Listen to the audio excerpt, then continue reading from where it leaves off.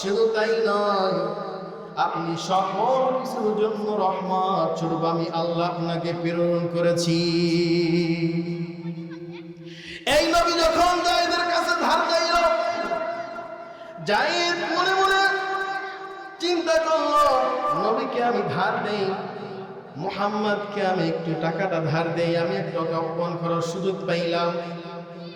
আমার নবী যায়েদের কাছ থেকে 1000 দিরহাম টাকা নেওয়ার পর ওই টাকা ওই গরিব এতিমদেরকে দান করে দিল, সাহায্য দিয়া দিল।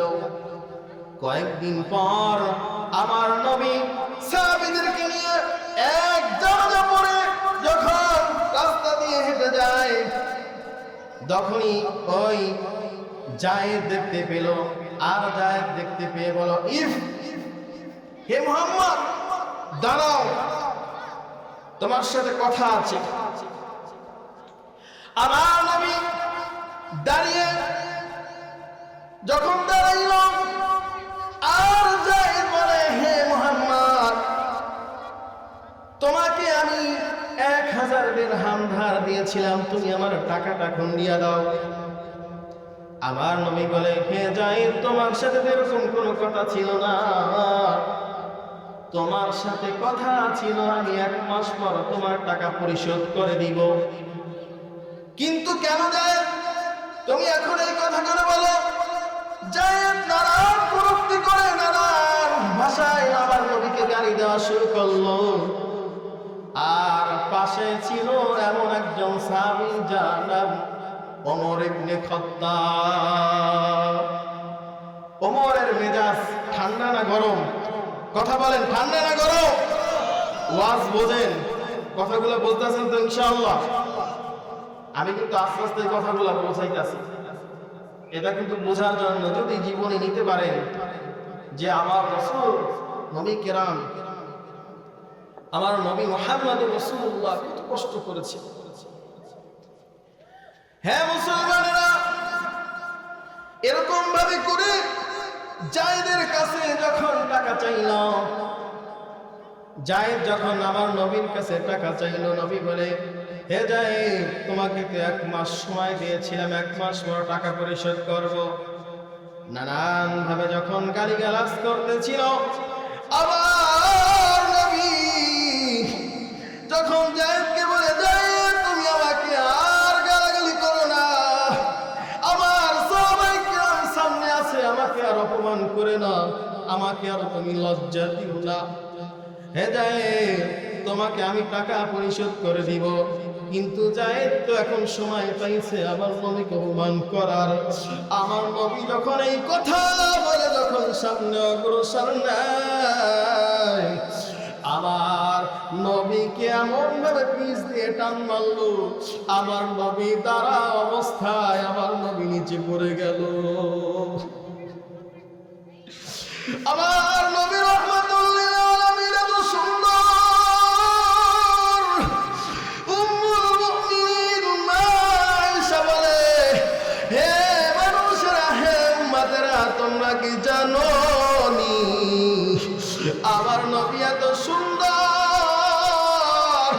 যেই নবীকে ইউসুফ আলাইহিস সালামকে আল্লাহ এত সুন্দর করে বানাইছে, আল্লাহ রাব্বুল আলামিন ইউসুফকে এত সুন্দর করে বানানোর পর যখন সে মিশরের মধ্যে ঢুকলো, সুন্দর ওই রমণীরা ইউসুফের দিকে তাকিয়ে এমন ভাবে ইউসুফের দিকে তাকায়া ছিল, ইউসুফের দিকে তাকানোর কারণে তাদের হাতগুলা কেটে ফেললো। উম্মুল মুমিনিন মা আয়েশা বলে, মিশরের নারীরা যদি আমার নবীকে দেখতো তাহলে শুধু হাত না, এদের কলিজা গুলা কেটে দিত। আল্লাহু আকবার! আমার নবী কেমন নবী!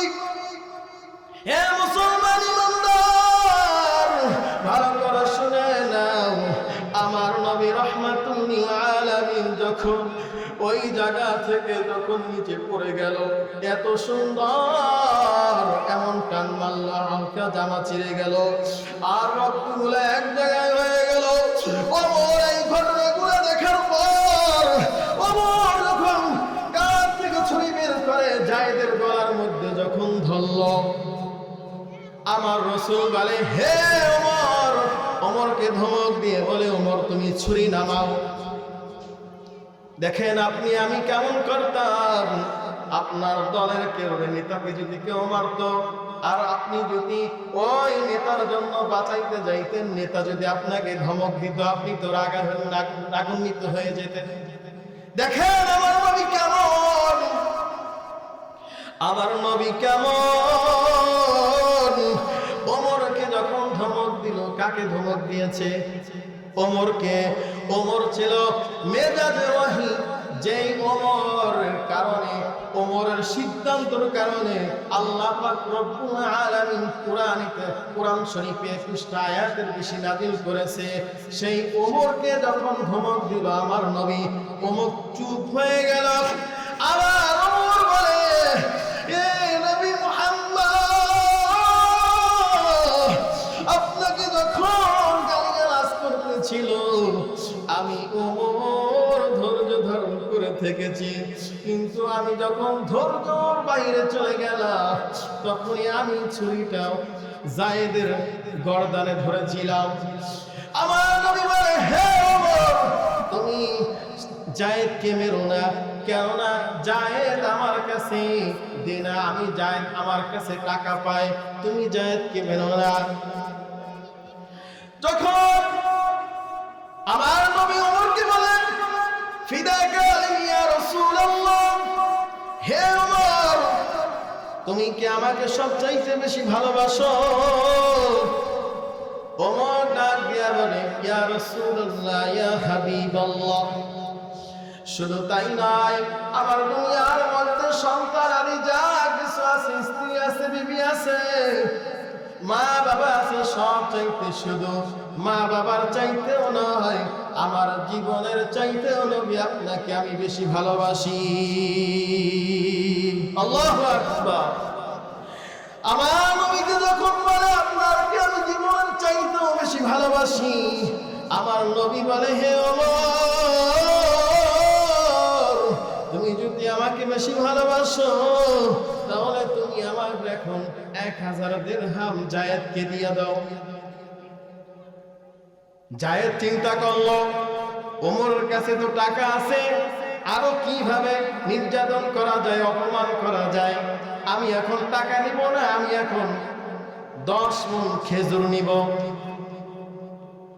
হঠাৎ করে যখন যায়েদ বলে, আমি টাকা নিব না, খেজুর নিব, ওমর বলে, ইয়া রাসূলুল্লাহ, ইয়া হাবিবাল্লাহ, আমি গতকাল আমার কোষাগারে খেজুর তুলেছি, হে যায়েদ, তোমাকে আমি খেজুর দিয়া দিব। কিন্তু আমার নবী বলে, হে ওমর, তুমি যখন যায়েদকে খেজুর দিবা আর 10 মণ তো দিবাই, আরো 1 মণ বেশি দিয়া দিবা। ওমর বলে, ইয়া রাসূলুল্লাহ, 1 মণ কেন বেশি দেব? আমার নবী বলে, হে ওমর, তুমি যে যায়েদের গর্দানে ছুরিটা ধরলা, এজন্য তোমার 1 মণ জরিমানা বেশি হলো। ঠিক ওইভাবে যায়েদকে নিয়ে যখন ওমর রাদিয়াল্লাহু তাআলা আনহু তার কোষাগারে নেওয়ার পর খাদেমকে বলে, হে খাদেম, যায়েদকে তুমি 10 মণ খেজুর দিয়ে দাও। 10 মণ খেজুর দিল, বলে তুমি আরো 1 মণ বেশি দিয়া দাও। যায়েদ বলে, হে ওমর, তুমি আমাকে 1 মণ কেন বেশি দিতেছ? ওমর বলে, আল্লাহর রাসূল আমাকে বলেছে তোমার গলায় যখন আমি ছুরি ধরলাম এজন্য আমার 1 মণ বেশি জরিমানা করেছে। আলাইকুম ওয়া রাহমাতুল্লাহি ওয়া বারাকাতুহু।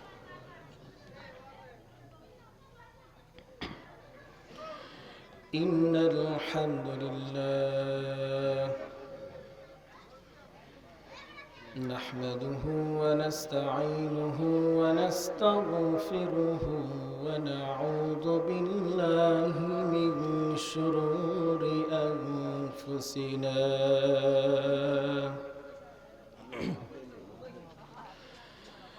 ওয়া মিন সাইয়্যাতি আ'মালিনা من يهدي الله فلا مضل له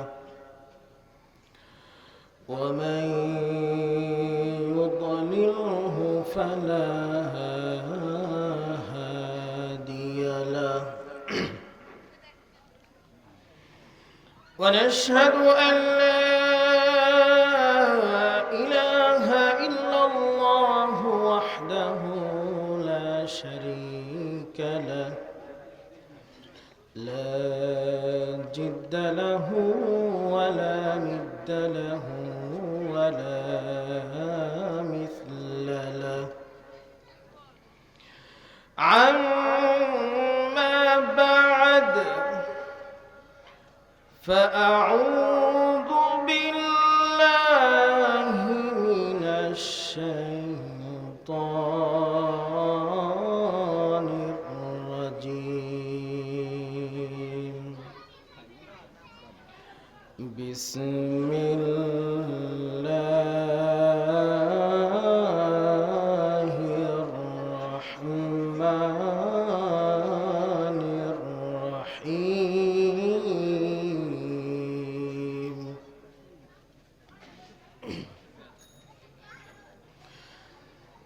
يا أيها الذين آمنوا استعينوا بالصبر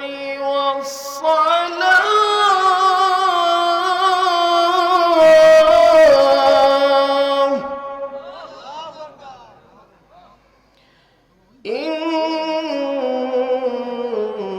إن الله مع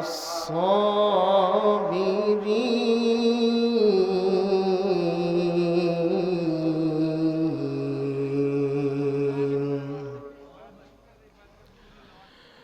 وقال النبي صلى الله عليه وسلم بلغوا عني ولو آية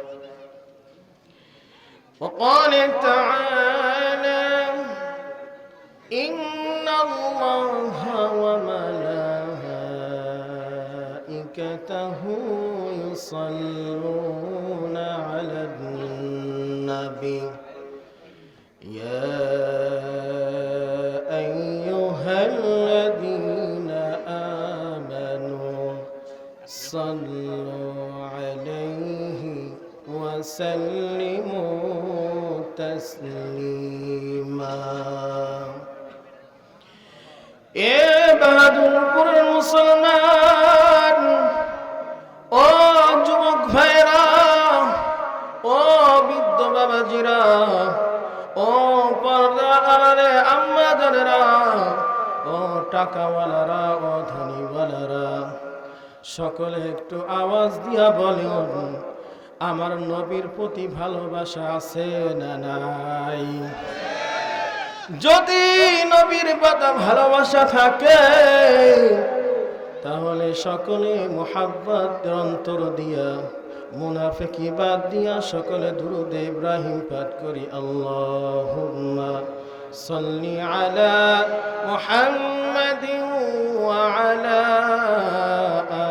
আলি মুহাম্মাদ কামা সাল্লাইতা আলা إبراهيم وعلى آل إبراهيم إنك حميد مجيد সকলে দিল খুলে পড়েন জোরে জোরে আল্লাহুম্মা বারিক আলা মুহাম্মাদিন ওয়া আলা আলি মুহাম্মাদ কামা বারাকতা আলা ইব্রাহিম ওয়া আলা আলি ইব্রাহিম ইন্নাকা হামিদুম مجيد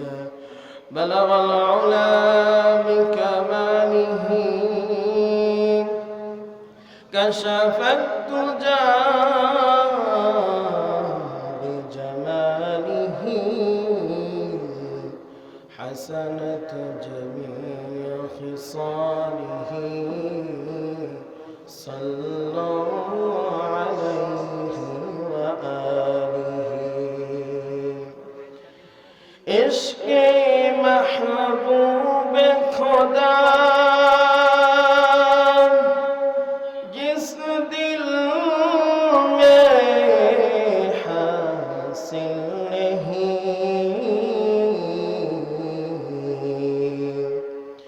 लाखों मुमिन हो मगर इमाम कामिल नहीं।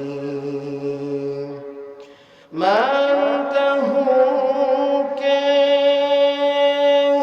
आसमां पे चंद सूरज हैं,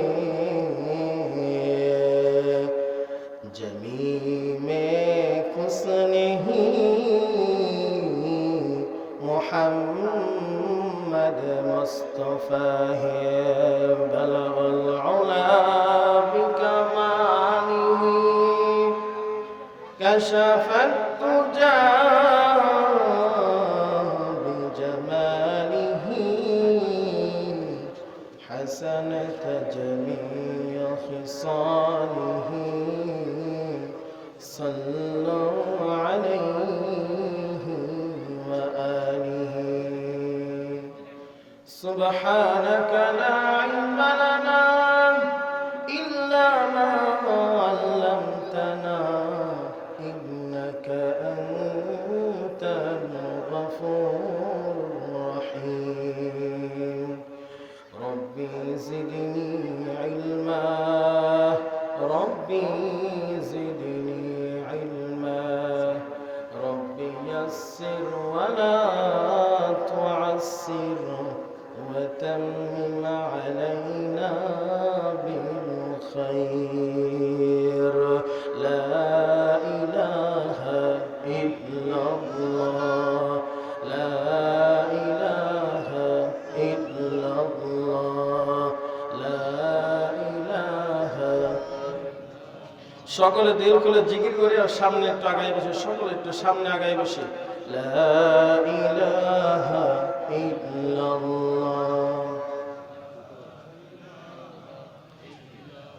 এই কালেমা মান বিচারা, কাজে লাগবে মরণ বেলা। এই কালেমা মানবে যারা, কাজে লাগবে মরণ বেলা। এই কালেমার রৌশনীতে, এই কালেমার রৌশনীতে তোমার কবর হবে উজালা। লা ইলাহা ইল্লাল্লাহ, লা ইলাহা ইল্লাল্লাহ, লা ইলাহা ইল্লাল্লাহ, লা ইলাহা ইল্লাল্লাহ, মুহাম্মাদুর রাসূলুল্লাহ। সকলে বলেন সাল্লাল্লাহু আলাইহি ওয়াসাল্লাম।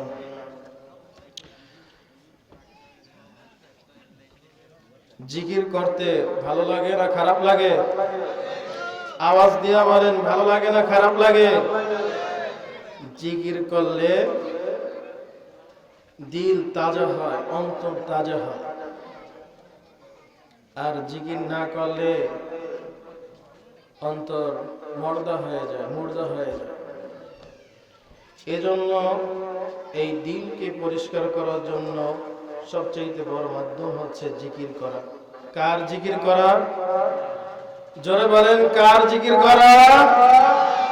আল্লাহর জিকির করা। আলহামদুলিল্লাহ, বাহাদুরপুর নুরিয়া হাফিজিয়া ও কমি মাদ্রাসা এতিমখানা মসজিদ কমিটির উদ্যোগে 20তম বার্ষিকী ওয়াজ মাহফিলের আজকের প্রধান বক্তা আলহাজ মাওলানা কারি মোহাম্মদ মাসুদুর রহমান চাঁদপুরি হুজুর এবং বিশেষ অতিথি ছিলেন কিছুক্ষণ আগে আমাদের সামনে বক্তব্য দিয়েছেন জনাব মিজানুর রহমান খান মুকুল এবং আমার সামনে উপস্থিত আছে তলাবা মুআজ্জাজ মুআক্কারাম, দূর দূরান্ত থেকে ইসলাম পিপাসক দিনী ভাইয়েরা, সকলের প্রতি শুভেচ্ছা মুবারকবাদ। আল্লাহ পাক রব্বুল আলামিন সকলকে দিনের জন্য কবুল করুন, সকল বলে আমিন। প্রিয় হাজিরিন, যেই ময়দানে বসে আজকে আমরা উপস্থিত হয়েছি, এই একটা জান্নাতের বাগান, একটা পরিবেশ, পাশে আবার দুনিয়ার মধ্যে সর্বোত্তম জায়গা মসজিদ এবং একটা মাদ্রাসা। এত সুন্দর আঞ্জাম, এত সুন্দর করে আজ থেকে না 2006 সাল থেকে দেখতেছি হুজুরে আপনাদের এলাকার সন্তান হযরত মাওলানা বিলাল হোসেন হুজুর অক্লান্ত পরিশ্রম করে, কষ্ট করে এত সুন্দর একটা মাদ্রাসা করেছে, জান্নাতের বাগান একটা পরিবেশ করেছে। এই জন্য আপনারা খুশি না বেজার? আওয়াজ দিয়ে বলেন খুশি না বেজার? এই জায়গা আমার সবচেয়ে বেশি মহব্বতের জায়গা। কারণ হচ্ছে এই জায়গায় যখন আমি ছোট ছিলাম, সর্বপ্রথম যখন আমি বাড়ি থেকে এই জায়গায় আসি, এই মাদ্রাসা থেকে প্রথম একটা হরফ আমাকে শিখিয়েছিল, যেই হরফটার নাম ছিল আলিফ। কি ছিল? আলিফ। এই আলিফ শব্দটা বলার কারণে আমাদের সকলের আমলনামায় 10টি নেকি দান করেছেন, বলুন সুবহানাল্লাহ। এখানে যদি আমি আলিফ শব্দটা না উচ্চারণ করে যদি আমি এখানে সরাসরি কথা বলতাম, তাহলে কোনো সওয়াব হতো? জোরে বলেন, কোনো সওয়াব হতো? কোনো সওয়াব হতো না। এখন আমি বলেছি, আমার সওয়াব হয়েছে, আপনারা শুনেছেন, আপনাদেরও নেকি দান করেছেন, বলুন সুবহানাল্লাহ। এই মাদ্রাসা ক্যাম্পাস এত সুন্দর করেছেন কাকে সন্তুষ্ট করার জন্য? যারা আওয়াজ দিয়ে বলেন কাকে সন্তুষ্ট করার জন্য? এই আল্লাহ রাব্বুল আলামিনকে সন্তুষ্ট করার জন্য। দুনিয়ায় আর কোনো চাহিদা নাই, আর কোনো চাওয়া নাই, পাওয়া নাই। এত কষ্ট করে, পরিশ্রম করে, মানুষের নানান কথা শুনে, ধৈর্য ধরে, সবর করে, আস্তে আস্তে করে এত সুন্দর একটা পরিবেশ আঞ্জাম করেছে। আল্লাহ পাক রব্বুল আলামিন এই মাদ্রাসাকে কবুল করুন, সকলে বলে আমিন। বিশেষ করে এত সুন্দর একটা মাহফিলের আয়োজন, জান্নাতের পরিবেশ, এখনো কত মানুষ দোকানপাটে আছে না নাই? সব মানুষ যদি এই জায়গায় আসে, জায়গা দেওয়া যাবে? আল্লাহ রাব্বুল আলামিন বলেন, হে বান্দারা, আমি যাকে ভালোবাসি, আমি যাকে মহব্বত করি, আমার হুকুমগুলো আমি একমাত্র তাদেরকে দিয়েই পালন করাই। তাহলে বোঝা গেল আল্লাহ রাব্বুল আলামিন যাকে ভালোবাসে, যাকে মহব্বত করে, যাকে জান্নাতে দিবে, তাকে দিয়েই আল্লাহ তার কাজগুলো করায়। কিন্তু যাদেরকে ভালোবাসে না, পছন্দ করে না, তাদেরকে দিয়ে আল্লাহর কাজ করার শুরু আল্লাহ করে দেয় না। ঠিক কিনা বলেন? এ মুসলমান ভাইরা, এই মাইকের আওয়াজ এই পর্যন্ত যায়, যদি তুমি আল্লাহর নৈকট্য লাভ হাসিল করতে চাও, আল্লাহর প্যারা বান্দা হতে চাও, তাহলে ঘরে বসে না থেকে এমন একটা জান্নাতের বাগানে এসে তোমার জীবনের গুনাহগুলো তওবা করে মাফ করে নিয়ে যাও। কেননা এমন কোনো মানুষ নাই গুনাহ নাই। কেউ বলতে পারবে আমার গুনাহ নাই? এরকম কোন লোক আছেন? হাত জাগান। এত বোঝে নাই। এরকম কোন লোক আছে যে আমার গুনাহ নাই? নাই, সকলের গুনাহ আছে। এই গুনাহ মাফ করতে পারেন কে? সব কিছু দিতে পারেন সেই রবের নাম কে? জোরে আওয়াজ দেওয়া বলেন কে? আল্লাহর নাম নিতে কি কষ্ট হয়? আল্লাহর নাম নিতে কষ্ট হয়? কষ্ট হয় না। আমরা জোরে আওয়াজ দিয়ে কথা বলবো ইনশাআল্লাহ। মুসলমান ভাইরা, আল্লাহ রাব্বুল আলামিনের দরবারে তোমার জীবনের গুনাহগুলো যদি আল্লাহর কাছে মাফ চাইতে চাও, ক্ষমা চাইতে চাও, তাহলে তোমার কাছে দুইটা গুণ লাগবে। দুইটা জিনিসের মাধ্যমে তুমি আল্লাহর নৈকট্য লাভ হাসিল করতে পারবা। এক নম্বরে হচ্ছে ধৈর্য, দুই নম্বরে নামাজ। কেমন ধৈর্য পালন করব আমরা? আমাদের সবর কেমনে করব? ইমাম সাহেব যদি একটু লম্বা কিরাত করে তাহলে অনেকের মেজাজ গরম হয়ে যায়। শুক্রবার যদি একটু জুমার দিন আলোচনা যদি একটু বেশি হয়ে যায়, হুজুর আলোচনা কম করেন, আমার দাওয়াত আছে, এরকম মুসল্লি আছে না নাই? ধৈর্য কেমন লাগবে? আল্লাহ বলে, হে বান্দারা, ইয়া আইয়ুহাল্লাযীনা আমানু ইসবিরু ওয়া সাবিরু ওয়া রাবিতু। হে মুমিনগণ, তোমরা ধৈর্য ধারণ করো এবং ধৈর্য ধরার জন্য প্রতিযোগিতা করো। কেমন ভাবে প্রতিযোগিতা করবা? ইবাদতের ক্ষেত্রে ধৈর্য ধারণ করে আমার নৈকট্য লাভ, আল্লাহকে রাজি খুশি করার জন্য আল্লাহর কাছ থেকে ক্ষমা চেয়ে আমি আল্লাহর কাছে ক্ষমা চাবো। ধৈর্য ধারণ করতে হবে। ওরে মুসলমান ইমানদার, এই ধৈর্য ধারণ করার জন্য আমাদের দৃষ্টান্ত কুরআনুল কারীম। যেই কুরআনুল কারীমের মধ্যে আল্লাহ পাক রব্বুল আলামিন পৃথিবীর বুকে পয়গম্বরদেরকে পাঠিয়েছেন, নবী রাসূলদেরকে পাঠিয়েছেন। এই নবী রাসূলদেরকে ধৈর্যের পাহাড়, যাদের দৃষ্টান্তগুলো আমাদের জন্য সবক হিসাবে গ্রহণ করতে বলেছে। এরা কারা? নবী কেরাম হযরত ইব্রাহিম আলাইহিস সালাম কেমন ধৈর্য ধারণ করেছেন। ইব্রাহিম আলাইহিস সালাম যখন নমরুদকে দ্বীনের দাওয়াত দেওয়ার জন্য গেল, নমরুদ নানান ভাবে ইব্রাহিমকে শাস্তি দেওয়ার জন্য পরিকল্পনা করলো।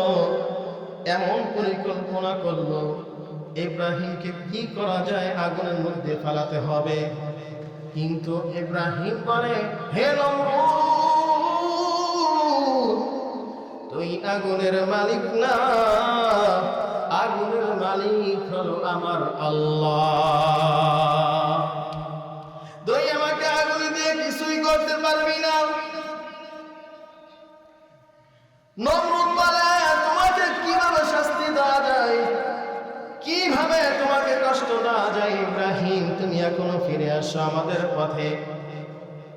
ইব্রাহিম বলে, তুমি যতই ছলনা বলনা করো না কেন, যতই চেষ্টা করো না কেন, কোনদিনও আমাকে এই আগুনের মধ্যে ফেলাইলেও আমি এই আল্লাহ থেকে একটু সামান্য ফিরে তাকাবো না।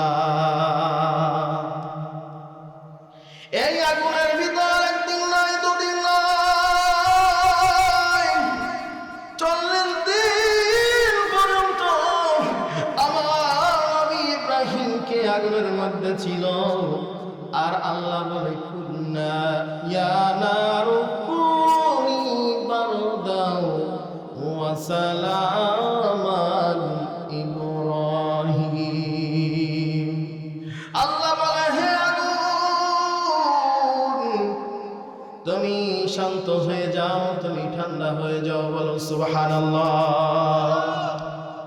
আল্লাহর কথায় আগুন চলে কার কথায়? জোরে বলেন কার কথায়? আল্লাহর কথায়। এ মুসলমান, আমার নবী ইব্রাহিম ধৈর্য ধারণ করেছে, তারপর ইসলাম থেকে সরে যায় নাই। এরকম ভাবে করে ইয়াকুব নবীও ধৈর্য ধারণ করেছে। তার আদরের সন্তান ইউসুফকে আল্লাহ পাক রব্বুল আলামিন কিভাবে তাদেরকে পরীক্ষা করলো দেখেন। আমাদের যদি সামান্য কিছু বালা মুসিবত হয়, সামান্য যদি কোনো পেরেশানি হয়, আমরা নানান পেরেশানির মধ্যে পড়ে যাই। আর কি বলি, আল্লাহ কি শুধু আমাকেই দেখে আর কাউকে দেখে না? হঠাৎ করে এক যুবক ইসলামের কথা শুনে 5 ওয়াক্ত নামাজ আদায় করা শুরু করলো। ওই যুবক কয়েকদিন পর ওই যুবকের এক এক করে পরীক্ষার সম্মুখীন হওয়া শুরু হলো, এক একটা বিপদ দেওয়া শুরু করলো। এই সন্তানের অসুখ, এই স্ত্রীর অসুখ, এই মা বাবার অসুখ, এই চলে যায়, সে চলে যায়। এরকম ভাবে যখন বিপদের মধ্যে পড়ে যায়, ওই যুবক তো তখন বুঝে নাই। ওই যুবক বলতেছে শুধু আল্লাহ কি আমাকে দেখে আর কেউ কি দেখে না? কিন্তু মুসলমান হতাশ হওয়া যাবে না। আল্লাহ রাব্বুল আলামিন বলে, বান্দা তুমি যখন আমার প্রতি ঈমান আনয়ন করে আমার কাজের জন্য নিয়োজিত হবা, তখন আমি তোমাকে নানান ভাবে, নানান রকম ভাবে আমি তোমাকে পরীক্ষা করব। কি করবে? পরীক্ষা করবে। হে মুসলমান ইমানদার, ইয়াকুব আলাইহিস সালামের একমাত্র আদরের সন্তান ছিল ইউসুফ। এই ইউসুফ আলাইহিস সালামের আরেক 10 ভাই ছিল। প্রথম ঘরে সতী ভাই ছিল, যেটাকে বা আমরা বরিশালের ভাষা কি বলি? সতী ভাই বলি, সৎ ভাই। অন্য সব ভাই দেখেন তার বাবা ইউসুফকে অনেক আদর করে, যত্ন করে, ভালোবাসে। এটা দেখে তাদের ভিতরে একটা হিংসা জেগে আসলো। বাবা কি শুধু ওকেই দেখে, আমাদেরকে দেখে না? এমন যখন চিন্তা হলো, ওই 10 ভাই চিন্তা করলো ইউসুফকে যদি সরায়া দেই তাহলে বাবা মনে আমাদেরকে ভালোবাসবে। ওই 10 ভাই একদিন ইউসুফকে নিয়ে কূপের মধ্যে ফেলিয়ে বাবার কাছে এসে বাবার কাছে বলে, বাবা ইউসুফকে তো নেকড়ে খেয়ে ফেলেছে, বাঘে খেয়ে ফেলেছে। ওই 10 ভাই কিছু ছাগল জবাই করে রক্ত জামা মাখা একটা জামা বাবার কাছে এনে দিল। বাবা তো হঠাৎ করে অবাক হয়ে গেল, আমার সন্তানরা কি বলে, আমার ইউসুফ কোথায় আছে? আল্লাহ পাক রব্বুল আলামিন এটাও জানাতেছে, ইয়াকুব আলাইহিস সালাম তখন বলে, ফাসাবরুন জামিলু ওয়াল্লাহু মুস্তাআনু আলা মা তাসিফুন। ইয়াকুব আলাইহিস সালাম বলেন, আমি উত্তম সবর অবলম্বন করব। আল্লাহ তোমার কাছে আমি সাহায্য চাই, তুমি আমাকে একটু সাহায্য করো। ওরা নবীর উম্মতের দল। এই ইউসুফ আলাইহিস সালাম ওই যখন কূপের মধ্যে পড়ে গেল, আল্লাহ কূপ থেকে উঠাইয়া তাকে মিশরের বাদশা বানিয়ে দিলেন। বলেন সুবহানাল্লাহ। বাদশা যখন বানাইলেন, কয়েকদিন পর কেনান থেকে 10 ভাই যখন মিশরে আসলো সাহায্যের জন্য, ইউসুফ তো দেখে চিনে ফেললো আমার 10 ভাই। ইচ্ছা করলে ওই 10 ভাইকে ইউসুফ কি হত্যা করতে পারতো কি পারতো না? পারতো। কিন্তু ইউসুফ বলে, আমি তোমাদেরকে ক্ষমা করে দিলাম। বলেন আল্লাহু আকবার। এখানে যদি আপনি আমি হইতাম, অন্য মানুষ পাওয়ার দেখাই আমাকে অত্যাচার করেছে, আমাকে জুলুম করেছে, যখন তার পাওয়ার শেষ, আমার যখন পাওয়ার আসবে আমি তোর প্রতিশোধ নেব। ঠিক কিনা বলেন? ঠিক তো বলবেন, এটাই তো আপনাদের কাজ। এজন্য প্রতিশোধ নাই নাই এসব বলে আমি আমার ভাইদেরকে সবাইকে ক্ষমা করে দিলাম, কোনো বিদ্বেষ নাই। পরে মুসলমান, এই ধৈর্যের পাহাড়, এই ধৈর্য সবার ভিতর থাকে না, সবার ভিতর থাকে না, এটা একমাত্র তোমার তৈরি করে নিতে হবে। পরে মুসলমান ইমানদার, এরকম ভাবে আইয়ুব নবীকে আল্লাহ রাব্বুল আলামিন নানান পরীক্ষা করেছেন। আইয়ুব নবীকে একটা নয়, দুটা নয়, 18টা বছর পর্যন্ত তাকে অসুস্থ অবস্থায় রেখেছিল, তার শরীর পচে গিয়েছিল। সামান্য তাই নয়, তার কাছ থেকে স্ত্রী চলে গেল, তার সন্তান গ্রামবাসী তাকে গ্রাম থেকে বের করে দিল। যখন জঙ্গলে গিয়া আইয়ুব আলাইহিস সালাম যখন এমন অসুস্থ হয়ে পড়ে, হঠাৎ করে দেখতেছে জিহ্বার ভিতর যখন পোকা ধরা শুরু করলো, আর আল্লাহর কাছে বলে, মালিক, তোমার কাছে আমি কোনো সময় কোনো অভিযোগ দেই নাই, কিন্তু এই জবানের ভিতর তুমি যখন পোকা দাও, তাহলে আমি কিভাবে তোমার আমি জিকির আদায় করব? আল্লাহ এই কথা শুনে আইয়ুবকে ক্ষমা করে দিল, ভালো করে দিল।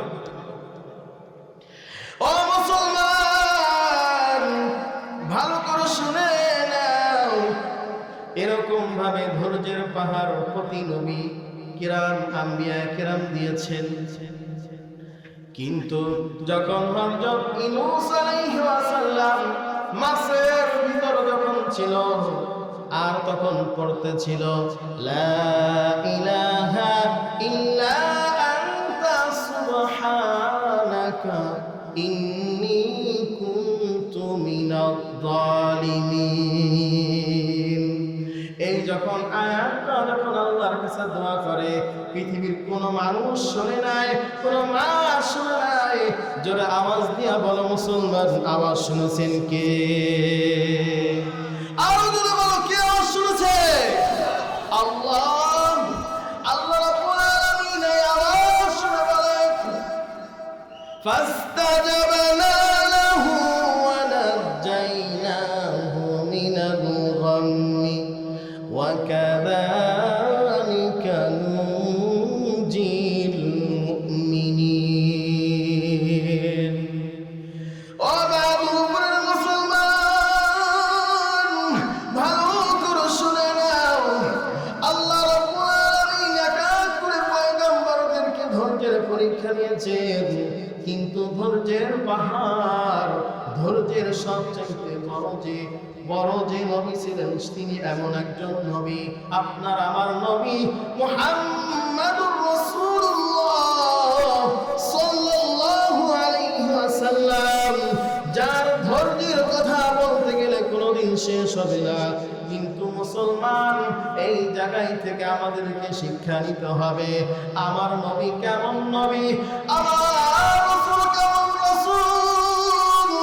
এই রাসূলের আদর্শ যদি আমরা জীবনকে সাজাই, তাহলে এই দুনিয়ার মধ্যেও শান্তি, পরকালেও আমাদের জন্য শান্তি। সিরাতের কিতাব এসেছে, আমার নবী মুহাম্মদুর রাসূলুল্লাহ সাল্লাল্লাহু আলাইহি ওয়াসাল্লাম যখন মদিনার প্রেসিডেন্ট ছিলেন, মদিনার বাদশা ছিলেন, এমন তো অবস্থায় কিছু লোক আমার নবীর কাছে এসে সাহায্য চাইলেন। বদরের প্রান্তে যারা শহীদ হয়েছিলেন, এই বদরের প্রান্তে অনেক বিধবা নারী আছে, অনেক এতিম সন্তান আছে। আমার নবীর কাছে যখন সাহায্য চাইলেন, আমার নবী রাহমাতুল লিল আলামিন, আমার নবী তো কাউকে ফেরত দেয় না, কিন্তু আমার নবীর পোশাকের কোনো কিছু মাল নাই, কোনো কিছুই দেওয়ার নাই। হঠাৎ করে আমার নবী দেখতেছে জায়েদ পাশে বসে আছে। জায়েদ ছিল ইহুদীদের আলেম, তাওরাতকে মুখস্থ করেছিলেন। কি মুখস্থ করেছে? তাওরাত কিতাব। কি কিতাব? তাওরাত কিতাব। তাওরাত কিতাব এমন একটা কিতাব, কোরআন শরীফের সূরা কয়টি? 114টি। জোরে বলেন কয়টি? 114টি। আর তাওরাতের সূরা 1000। তাওরাতের সূরা কয়টি? 1000। এবং কোরআন শরীফের মধ্যে সবচাইতে ছোট সূরা সূরা কাউসার, 3 আয়াতে, ঠিক না? কিন্তু তাওরাতের সবচাইতে ছোট সূরার আয়াত 1000। বলেন আল্লাহু আকবার। এই তাওরাতের হাফেজ ছিলেন যায়েদ। যায়েদকে দেখা মাত্রই আমার নবী বলে, হে যায়েদ, তুমি আমাকে 1000 দিরহাম ধার দাও, আমি তোমাকে 1 মাস পর টাকাটা ফেরত দিয়ে দিব। যায়েদ তো সুযোগ পাইল। যায়েদ বলে, আমার নবীকে কিভাবে অপমান করা যায়, আমার নবীকে কিভাবে অপদস্থ করা যায়। এই নবী তো সাধারণ কোন নবী নয়, এটা তো কোনো সাধারণ নবী নয়। যেই নবী মক্কার ভিতরে এত অত্যাচার করার পর কাউকে কোনোদিন একটা খারাপ গালি দেয় নাই, কাউকে কোনোদিন একটা হাত দিয়া কষ্ট দেয় নাই, কাউকে মুখ দিয়া কষ্ট দেয় নাই। কিন্তু আমার নবী রাহমাতুল লিল আলামিন, এই জন্যই আল্লাহ পাক রব্বুল আলামিন বলে, ওয়া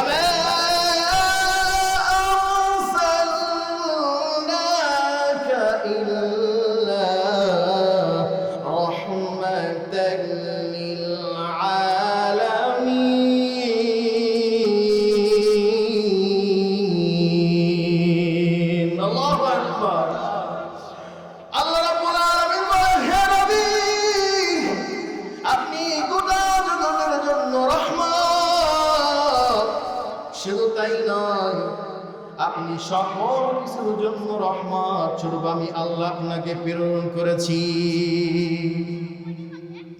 এই নবী যখন যায়েদের কাছে ধার চাইল, যায়েদ মনে মনে চিন্তা করলো, নবীকে আমি ধার দেই, মুহাম্মদকে আমি একটু টাকাটা ধার দেই, আমি একটু অপমান করার সুযোগ পাইলাম। আমার নবী যায়েদের কাছ থেকে 1000 দিরহাম টাকা নেওয়ার পর ওই টাকা ওই গরিব এতিমদেরকে দান করে দিল, সাহায্য দিয়া দিল। কয়েকদিন পর আমার নবী সাহাবীদেরকে নিয়ে এক জানাজা পড়ে যখন রাস্তা দিয়ে হেঁটে যায়, তখনই ওই যায়েদ দেখতে পেল। আর যায়েদ দেখতে পেয়ে বলো, ইফ, হে মুহাম্মদ, দাঁড়াও, তোমার সাথে কথা আছে। আমার নবী দাঁড়িয়ে যখন দাঁড়াইল, আর যায়েদ বলে, হে মুহাম্মদ, তোমাকে আমি 1000 দিরহাম ধার দিয়েছিলাম, তুমি আমার টাকাটা এখন দিয়া দাও। আমার নবী বলে, হে যায়েদ, তোমার সাথে এরকম কোনো কথা ছিল না, তোমার সাথে কথা ছিল আমি 1 মাস পর তোমার টাকা পরিশোধ করে দিব। কিন্তু কেন যায়েদ তুমি এখন এই কথা করে বলো? যায়েদ নানান প্রবৃত্তি করে নানান ভাষায় আমার নবীকে গালি দেওয়া শুরু করলো। আর পাশে ছিল এমন একজন সাহাবী যার নাম ওমর ইবনে খাত্তাব। ওমরের মেজাজ ঠান্ডা না গরম? কথা বলেন, ঠান্ডা না গরম? ওয়াজ বোঝেন? কথাগুলো বলতেছেন তো ইনশাআল্লাহ? আমি কিন্তু আস্তে আস্তে এই কথাগুলো পৌঁছাইতেছি। এটা কিন্তু বোঝার জন্য যদি জীবনে নিতে পারেন যে আমার রাসূল নবী কেরাম, আমার নবী মুহাম্মদুর রাসূলুল্লাহ কত কষ্ট করেছে। হ্যাঁ মুসলমানেরা, এরকম ভাবে করে যায়েদের কাছে যখন টাকা চাইল, যায়েদ যখন আমার নবীর কাছে টাকা চাইল, নবী বলে, হে যায়েদ, তোমাকে তো 1 মাস সময় দিয়েছিলাম, 1 মাস পর টাকা পরিশোধ করব। নানান ভাবে যখন গালিগালাজ করতেছিল, আবার নবী যখন যায়েদকে বলে,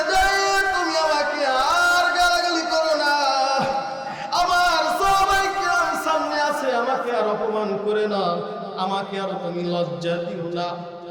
হে জায়েদ, তোমাকে আমি টাকা পরিশোধ করে দিব। কিন্তু জায়েদ তো এখন সময় পাইছে আমার নবীকে অপমান করার।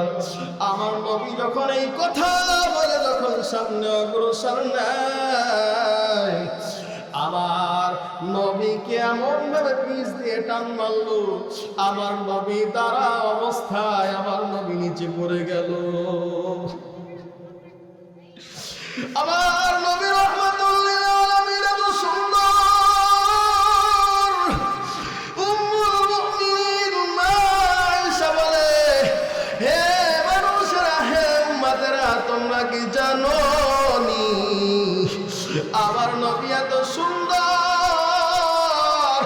যেই নবীকে ইউসুফ আলাইহিস সালামকে আল্লাহ এত সুন্দর করে বানাইছে।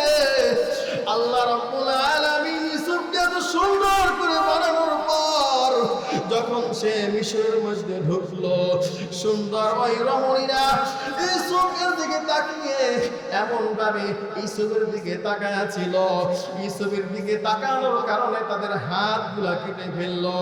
উম্মুল মুমিনিন মা আয়েশা বলে, মিশরের নারীরা যদি আমার নবীকে দেখতো তাহলে শুধু হাত না, এদের কলিজা গুলা কেটে দিত। আল্লাহু আকবার। আমার নবী কেমন নবী! হে মুসলমান ইমানদার, ভালো করে শুনে নাও, আমার নবী রাহমাতুল লিল আলামিন যখন ওই জায়গা থেকে যখন নিচে পড়ে গেল, এত সুন্দর, এমন টান মারল হালকা জামা ছিঁড়ে গেল, আর রক্তগুলো এক জায়গায় হয়ে গেল। ওমর এই ঘটনাগুলো দেখার পর ওমর যখন কাঁধ থেকে ছুরি বের করে জায়েদের গলার মধ্যে যখন ধরল, আমার রাসূল বলে, হে ওমর, ওমরকে ধমক দিয়ে বলে, ওমর তুমি ছুরি নামাও। দেখেন আপনি আমি কেমন করতাম, আপনার দলের কেউ নেতাকে যদি কেউ মারত, আর আপনি যদি ওই নেতার জন্য বাঁচাইতে যাইতেন, নেতা যদি আপনাকে ধমক দিত, আপনি তো রাগান্বিত হয়ে যেতেন। দেখেন আমার নবী কেমন, আমার নবী কেমন। ওমরকে যখন ধমক দিল, কাকে ধমক দিয়েছে? ওমরকে। ওমর ছিল মেজাজে ওয়াহি, যেই ওমরের কারণে, ওমরের সিদ্ধান্তের কারণে আল্লাহ পাক রব্বুল আলামিন কোরআন শরীফে 21টা আয়াতের বেশি নাযিল করেছে। সেই ওমরকে যখন ধমক দিল আমার নবী, ওমর চুপ হয়ে গেল। আবার ওমর বলে, এ নবী মুহাম্মদ,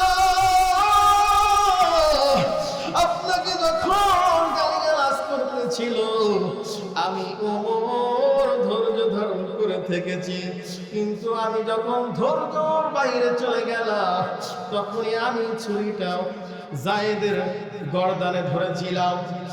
আমার নবী বলে, হে ওমর, তুমি জায়েদকে মেরো না, কেননা জায়েদ আমার কাছে দিনা, আমি জায়েদ আমার কাছে টাকা পাই, তুমি জায়েদকে মেরো না। যখন আমার নবী ওমরকে বলেন, ফিদাকা ইয়া রাসূলুল্লাহ, হে ওমর, তুমি কি আমাকে সবচাইতে বেশি ভালোবাসো?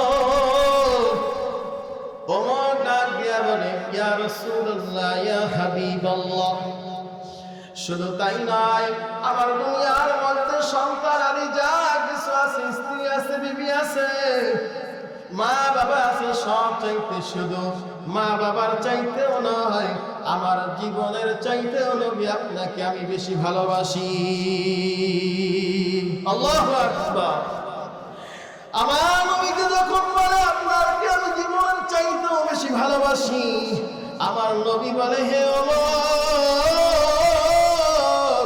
তুমি যদি আমাকে বেশি ভালোবাসো তাহলে তুমি আমার এখন 1000 দিরহাম জায়েদকে দিয়ে দাও। জায়েদ চিন্তা করলো, ওমরের কাছে তো টাকা আছে, আরো কিভাবে নির্যাতন করা যায়, অপমান করা যায়, আমি এখন টাকা নিব না, আমি এখন 10 মণ খেজুর নিব। হঠাৎ করে যখন জায়েদ বলে আমি টাকা নেব না খেজুর নিব, ওমর বলে ইয়া রাসূলুল্লাহ ইয়া হাবিবাল্লাহ, আমি গতকাল আমার কোষাগারে খেজুর তুলেছি, হে জায়েদ লও তোমাকে আমি খেজুর দিয়া দিব। কিন্তু আমার নবী বলে হে ওমর, তুমি যখন জায়েদকে খেজুর দিবা আর 10 মণ তো দিবাই, আরো 1 মণ বেশি দিয়া দিবা। ওমর বলে ইয়া রাসূলুল্লাহ 1 মণ কেন বেশি দেব? আমার নবী বলে হে ওমর, তুমি যে জায়েদের গর্দানে ছুরিটা ধরলা এজন্য তোমার 1 মণ জরিমানা বেশি হলো। ঠিক ওইভাবে জায়েদকে নিয়ে যখন ওমর রাদিয়াল্লাহু তাআলা আনহু তার কোষাগারে নেওয়ার পর খাদেমকে বলে হে খাদেম, জায়েদকে তুমি 10 মণ খেজুর দিয়ে দাও। 10 মণ খেজুর দিল, বলে তুমি আরো 1 মণ বেশি দিয়া দাও। জায়েদ বলে হে ওমর, তুমি আমাকে 1 মণ কেন বেশি দিতেছ? ওমর বলে আল্লাহর রাসূল আমাকে বলেছে তোমার গলায় যখন আমি ছুরি ধরলাম এজন্য আমার 1 মণ বেশি জরিমানা করেছে। জায়েদ বলে হে ওমর, তোমার খেজুর আমার লাগবে না, তোমার সাথে আমি একটু কথা বলতে চাই। কি বলতে চাই? জায়েদ বলে হে ওমর, তোমার সাথে আমি একটু কথা বলতে চাই। ওমর রাদিয়াল্লাহু তাআলা আনহু হে জায়েদ বলো। কয় জায়েদ বলে তুমি কি আমাকে চেনোনি? আমি তো জায়েদ। কয় তোমার নাম শুনেছি, তুমি তো ইহুদিদের বড় আলেম। কহ আমি তো ইহুদিদের বড় আলেম, তাওরাতের বড় আলেম। ওমর বলে তুমি কেন খেজুর দিবা না? তুমি কি তাওরাতের ভিতর পড়ো নাই মুহাম্মদ ইবনে আব্দুল্লাহ এরকম ভাবে শেষ জমানায় একজন নবী আসবে যেই নবীর ধৈর্যের বিষয় নিয়ে কোনোদিন শেষ করতে পারবা না। জায়েদ বলে হে ওমর, আমি যখন এই তাওরাত পড়তেছি আমি এই তাওরাতের মধ্যে পেয়েছি মুহাম্মদ ইবনে আব্দুল্লাহর ছেলে মুহাম্মদ এমন একজন নবী আসবে যার ধৈর্যের বিষয় বলতে গেলে কোনোদিনও শেষ হবে না। এই বাচ্চারা সাইডে দাও। প্রিয় মুসলমান ভাইরা, এখন জায়েদ বলে হে ওমর, আমি তো দেখেছি আমার নবীর কতটুকু ধৈর্য আছে, আমি তারপর একটু পরীক্ষা করলাম। জায়েদ বলে হে ওমর, তুমি আমাকে মুহাম্মাদের কাছে নিয়ে চলো, আমাকে মুহাম্মাদের কাছে যে আমি কালিমা গ্রহণ করে মুসলমান হয়ে যাব। আল্লাহু আকবার। দুইজনে ওমর জায়েদ দুইজনে হাসতে হাসতে হাসতে নবীর দরবারে রওনা হলো।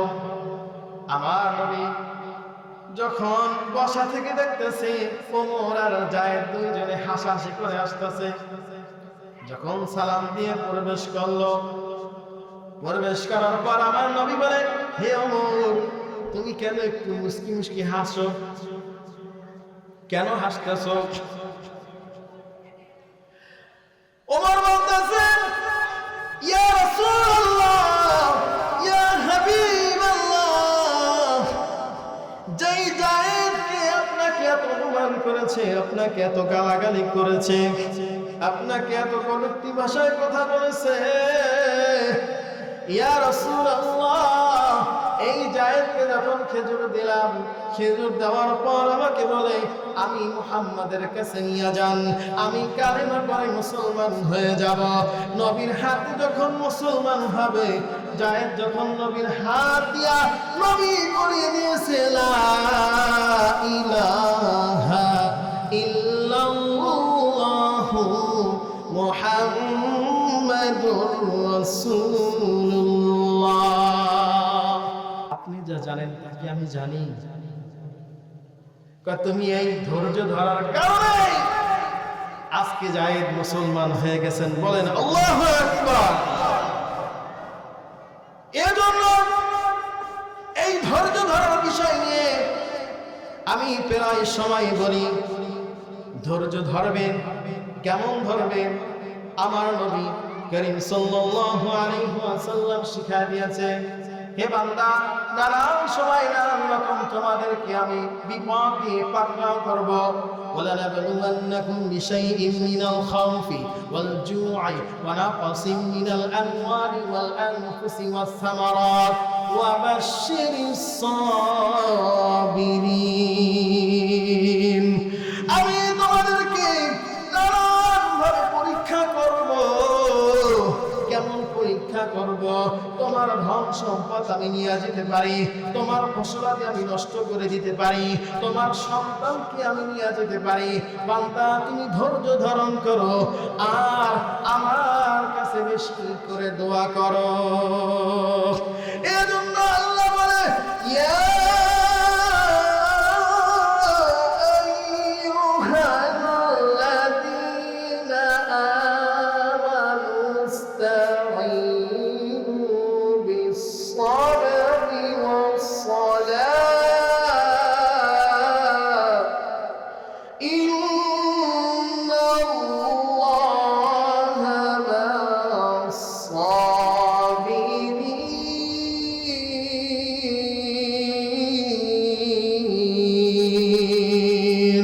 আল্লাহু আকবার।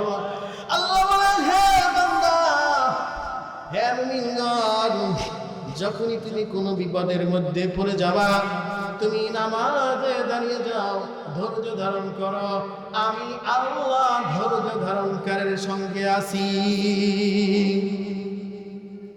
এখন কেমন ধৈর্য ধরব? দেখেন, যদি আমার কোনো আল্লাহর কাছ থেকে কোনো বিপদ আপদ আসে, তাহলে আমি ধৈর্য ধারণ করব। এখন এক যুবক, ঢাকায় আমার এক মুসল্লি, এক যুবক এক মেয়ের সাথে সম্পর্ক। এই মেয়ের সাথে সম্পর্ক হওয়ার পর যখন মেয়ের গার্জিয়ান জেনে গেল, বলে দিল ছেলের গার্জিয়ানকে, আপনার ছেলেটাকে যদি দেখি তাহলে কিন্তু ওকে মেরে ফেলবো, আমার মেয়ের কাছাকাছি। ওই সন্তান কয়েকদিন পর সুসাইড করেছে। কয়েক বছর আগে দেখেছেন, নায়ক রিয়াজের শ্বশুর ধানমন্ডিতে থাকে, নিজেকে নিজে পিস্তল দিয়ে আত্মহত্যা করেছে। অনেকে দেখেছেন মনে হয়। এই ধৈর্যের কারণ হচ্ছে তাদের এক নম্বর হচ্ছে ইসলামের কোনো শিক্ষা নাই, দুই নম্বরে ধৈর্য নাই। এই ধৈর্যের বিষয় নিয়ে আমি প্রায় সময় দৃষ্টান্ত দিয়ে বলি, তোমাকে একটা থাপ্পড় দিয়েছে আর ফিরে তুমি কিছুই বলবা না, না এরকম না।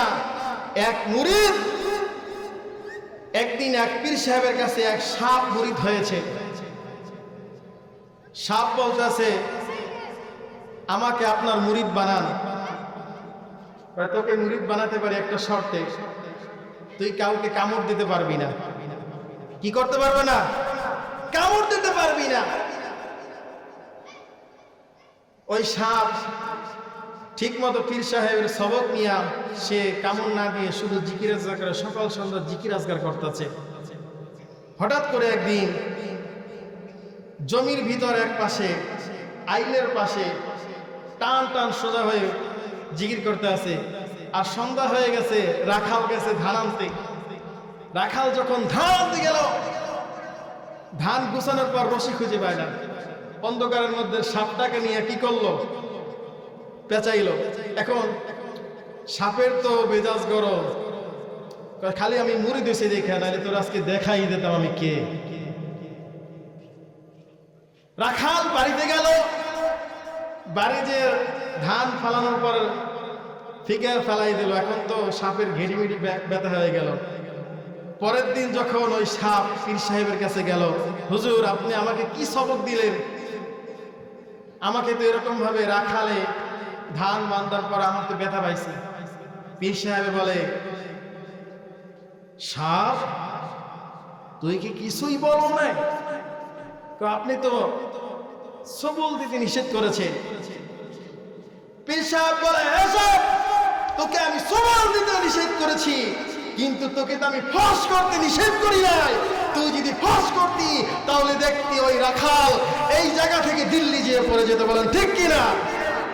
এইভাবে কোন ব্যক্তি যদি আমার রাসূলকে নিয়ে কটূক্তি করে, আমার রাসূলের জীবনে যে কষ্টগুলো আছে, আমার রাসূলকে নিয়ে যদি কেউ বাজে মন্তব্য করে, তাহলে এই দুনিয়ায় বসে তাকে সাইজ করতে হবে। বলে জোরে বলেন ঠিক কিনা?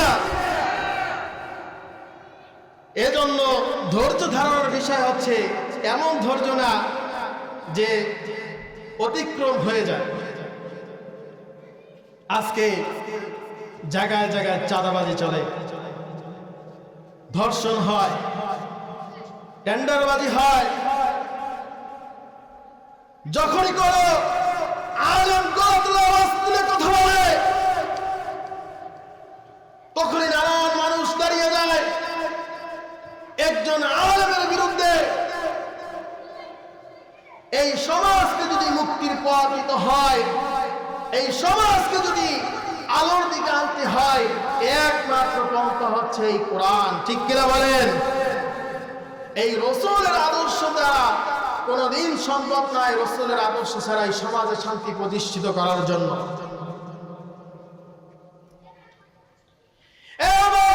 মুসলমান ভালো করে শুনে নাও, আমার রাসূল যখন তায়েফের যখন গেল, এই তায়েফ শহরে 2 মাস আগেও আমাকে আল্লাহ নিয়েছেন। নিজের 2 চোখ দিয়া যখন দেখলাম, আর চোখের পানি ফেলা, আর আল্লাহর কাছে বলি, আল্লাহ আমার রাসূলকে সামান্য সামান্য নয়, এত কষ্ট তুমি দিয়েছো, আমার রাসূল কিভাবে এই কষ্টগুলো সহ্য করেছে।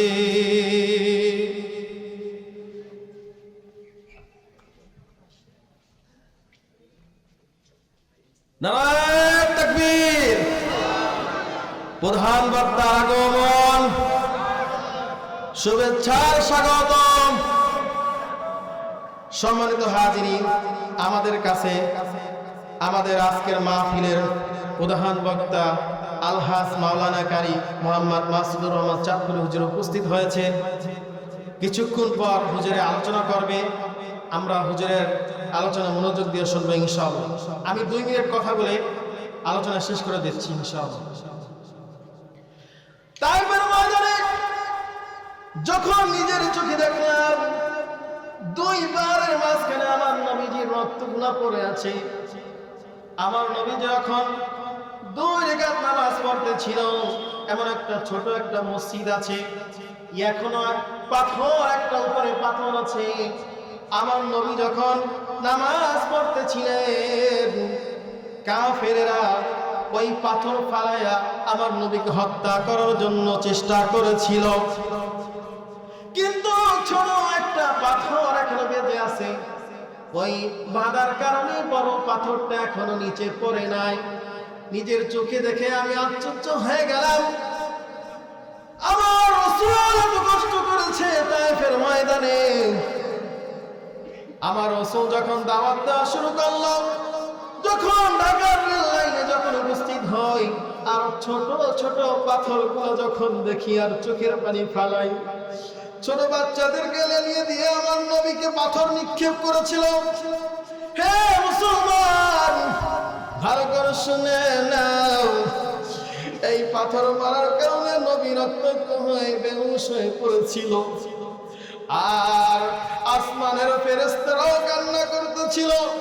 আমার নবীকে বলতেছিল, ইয়া রাসূলুল্লাহ,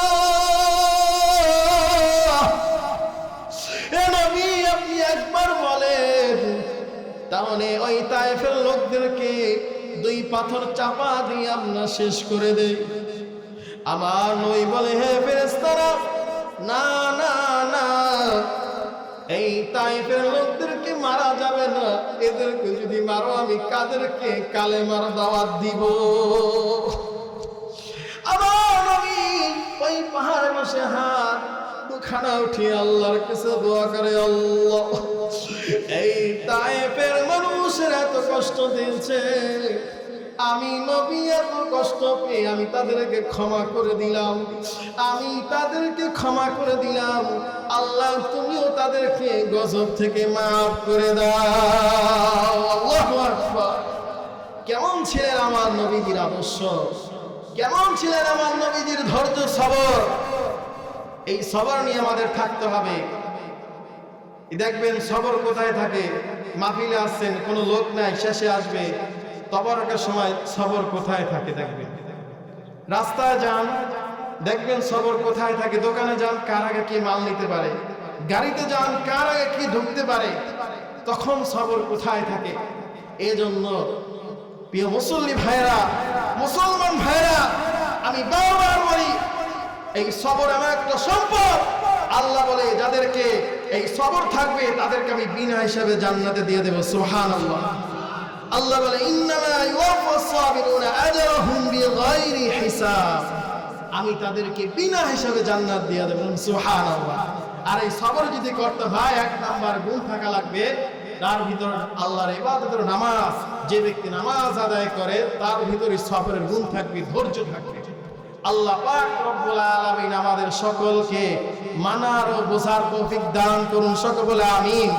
প্রধান মেহমান এসে গেছে, আমি সময় নষ্ট করব না, ছোট মানুষ, আমি হুজুরের কাছে দোয়া চাই এবং এলাকার মহল্লার যারা ভাইরা আছে, চাচারা আছে, বাবারা আছে, আমি সবার কাছে দোয়া চাই এবং আমার মুরব্বী, আমার হুজুর হযরত মাওলানা বেলাল হোসাইন হুজুরের কাছে আমি দোয়া চাই ইসলামের জন্য, ইসলামের দাওয়াত দেওয়ার জন্য এই কণ্ঠকে আল্লাহ রাব্বুল আলামিন দ্বীনের জন্য কবুল করুন, সকলে বলে আমিন। এবং এই দ্বীনকে জানি প্রতিষ্ঠিত করার জন্য, ইসলামের দাওয়াত দেওয়ার জন্য আল্লাহ পাক রব্বুল আলামিন আমার কথাগুলো কবুল করুন, কাজগুলোকে কবুল করুন, সকলে বলে আমিন। ওয়া আখিরু দাওয়ানা আলহামদুলিল্লাহি রাব্বিল আলামিন।